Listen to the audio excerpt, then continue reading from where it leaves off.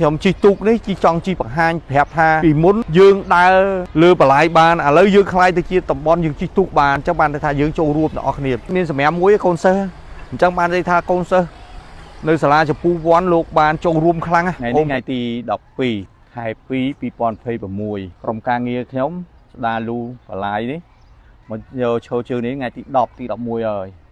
អញ្ចឹងមកបែកខាងក្រោយនេះខ្ញុំធ្វើហើយខ្ញុំចាប់អារម្មណ៍មាន2 3ចំណុចចាប់អារម្មណ៍ទី1ក្រោយពីអាដាមអាបារីត្រីភ្នំពេញអាដាមខួងសេងលោក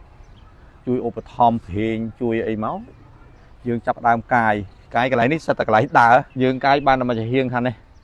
វាដៃរឿងខ្លីហើយពិបាកទុកដាក់អញ្ចឹងទៅវាអត់បានធំទលាយអញ្ចឹងយើងយកប្របែកឯកតកម្មគឺយកដីទាំងអស់យើងបោះទៅខាងនេះបោះទៅខាងលើឥឡូវខាងនេះគេធ្វើដាក់សឡងមកកាយទៅធ្វើជើងស្អាតអាហ្នឹងបញ្ហាទី1ឃើញចរន្តទឹកចាប់ដើមស្រកមានទឹកចរន្តទឹកឲ្យថ្លា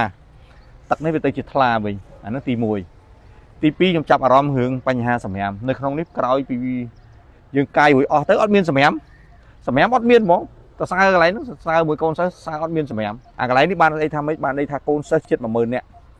តាំងថ្នាក់តូចតាំងថ្នាក់ធំតាំងថ្នាក់ប្រឡងតាំងថ្នាក់ឌីប្លូមតាំងថ្នាក់អីទាំងអស់ឃើញលោកចូលរួមកូនបងប្អូនសិស្សសានុសិស្សចេញមកឥឡូវគេចូលរៀនអស់ហើយ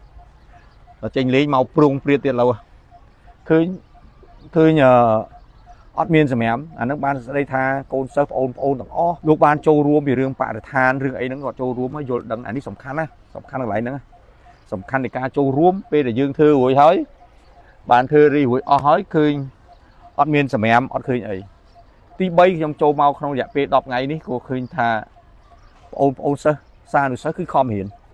ឃើញពេលចេញលេងពេលអីហ្នឹងឃើញគាត់រៀនគេថាពេលចេញលេងមកឃើញធ្វើលំហាត់ធ្វើអីនៅលើតុក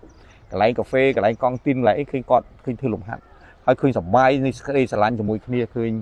ញលក្ខណៈកន្លែងហ្នឹងឃើញកូនសិស្សយើងខំរៀនឃើញបងប្អូនប្រុសរឿងកក់ឬសក់វែងតិចបើសិនណាបងប្អូនហ្នឹងលោកបានកាត់សក់ឲ្យស្អាតទៅកុំឲ្យធ្វើអាវែងនេះអាហ្នឹងស្អាតឃើញកូនសិស្សឃើញលក្ខណៈពិសេសដើរអីឃើញចេះសួរចេះនាំពិសេសសួរគណិតវិទ្យាឃើញអីចឹងទៅខ្ញុំចេះតែប្រាប់អត់ចេះយល់ដឹងខ្លួនឯងតិចតួចសូមអភ័យដែរលោកគ្រូអ្នកគ្រូគ្មានអីទេគ្រាន់តែថាជាបទពិសោធន៍ធ្លាប់រៀនសូត្រធ្លាប់អីចឹងមកបានរៀនសូត្របានអីលោកគ្រូដែលជាសាស្ត្រាចារ្យចាស់ពីរៀនខ្ញុំហ្នឹងក៏ចេះមានបទពិសោធន៍ចេះចងចាំខ្លះអីខ្លះហ្នឹងតែរហូតដល់មកឥឡូវហ្នឹងសូមអភ័យទោសដែរអញ្ចឹងយើងឃើញការចាប់អារម្មណ៍ក្នុងរយៈពេល10ថ្ងៃហ្នឹងប៉ុណ្ណឹងហើយជាមួយគ្នានេះដែរដើម្បីតបស្នងសងគុណទៅដល់សាលាខ្ញុំអត់មានអីទេមានតែរៀបដៃ10ដែលលោកគ្រូទួទៅថាលោកគ្រូមិនបានបរៀនខ្ញុំតាំងពីថ្នាក់តូចដល់ថ្នាក់ធំចប់មហាវិទ្យាល័យអីបរិញ្ញាបត្របាត់ជាន់ខ្ពស់អីក៏ដោយឲ្យតែថាលោកគ្រូយើងត្រូវលើកស្ទួយទាំងអស់គ្នាបងប្អូនទាំងអស់គ្នាត្រូវលើកស្ទួយពីលើលោកគ្រូអ្នកគ្រូយើងដែលជាអាណាព្យាបាលទី2ហើយខ្ញុំមានតែចុងក្រោយនេះជួសមុខឲ្យប្រជាពលរដ្ឋខណ្ឌពោធិ៍សែនជ័យជួសមុខឲ្យលោកគ្រូអ្នកគ្រូសូមថ្លែងអំណរគុណទៅដល់អាដាមខួងសេងអាបារីទីភ្នំពេញលោកតែងតែផ្ដល់ព្រេងហើយផ្ដល់គំនិតល្អសម្រាប់ឲ្យខ្ញុំស្ដារដើម្បីឲ្យខ្ញុំខ្លាយជាប្រជាមន្ត្រីមួយសម្រាប់បម្រើប្រជាពលរដ្ឋយើងឲ្យបានល្អតទៅមុខទៀតហើយសង្ឃឹមថាខ្ញុំចេញពីនេះទៅ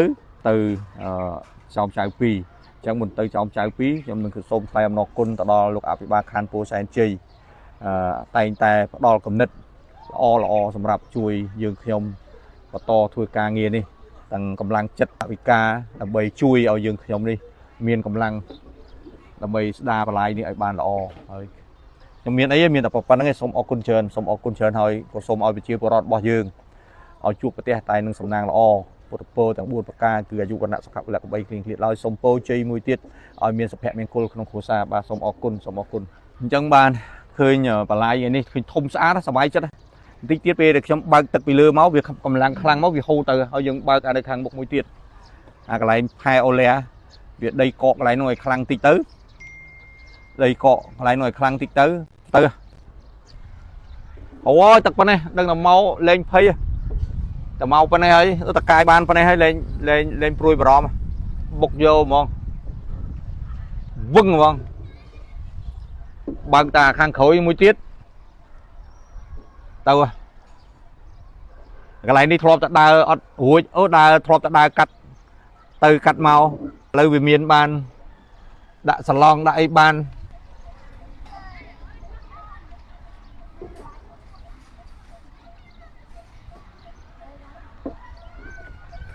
chỉ nên mẹ muối con sơ chẳng ban đây tha con sơ nơi xà la cho pu vón lục bàn trong room khăng á ôn đi sắt chẳng sống oi pư là o bọc ôn đi sắt nơi xà la cho pu vón tăng khna tôi tăng khna thôm tăng plong bạn đốp tăng plong đi plom tăng o khné châu room tọ khné ôn đây con sơ và hai mà mơn nè chết mà mơn nè đi nó chui tọ khné chẳng ạ cứ miên sầm em y miên sầm em bỏ im một mà đi hết khi tọ hơi khang con tim con ấy luộc châu room này lấy châu room này tọ khné chẳng